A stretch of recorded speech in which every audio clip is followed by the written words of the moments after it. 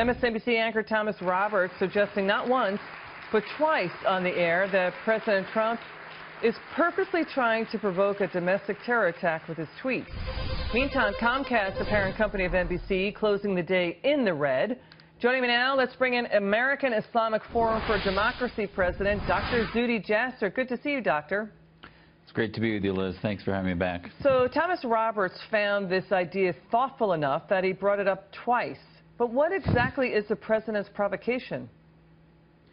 It's an absurd, I mean, talk about a way to look at the world in which everything we do is caused by us. I would actually say we just finished 8 years in which our commander-in-chief rolling over and playing dead to the radicals has actually brought about more attacks.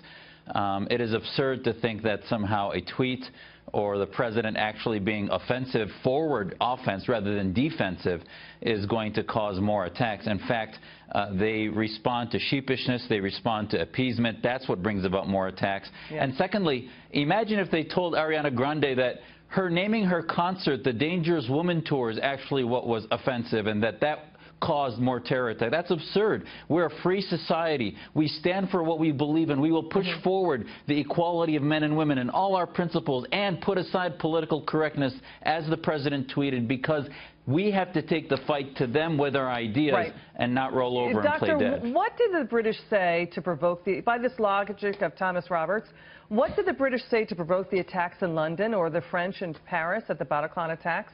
What provoked it?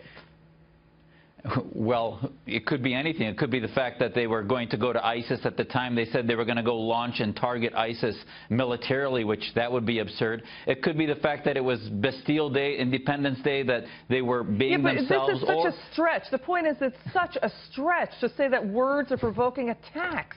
I mean, it's a throwback to the out there theories that the 9/11 attacks basically were an inside job. And you know what, Doctor, we have Kellyanne Conway responding to Thomas Roberts' remarks on Fox this morning. I'd like your reaction. Let's take a listen. Well, does he have a job today? I mean, that is really over the top, even by those standards. Think about what he said, and think about the accusation he's making. For people on TV to be saying what they're saying, a CNN anchor yesterday calling the president an expletive, Kathy Griffin, also of CNN, doing what she did last week, which is really over the top, and then blaming the Trump family. I mean, people are really losing their minds over this presidency instead of trying to cover the things that he's doing to help all Americans and really coming together. When you hear things like that and people still keep their jobs, it's truly remarkable. Should Thomas Roberts apologize or be reprimanded? What do you think?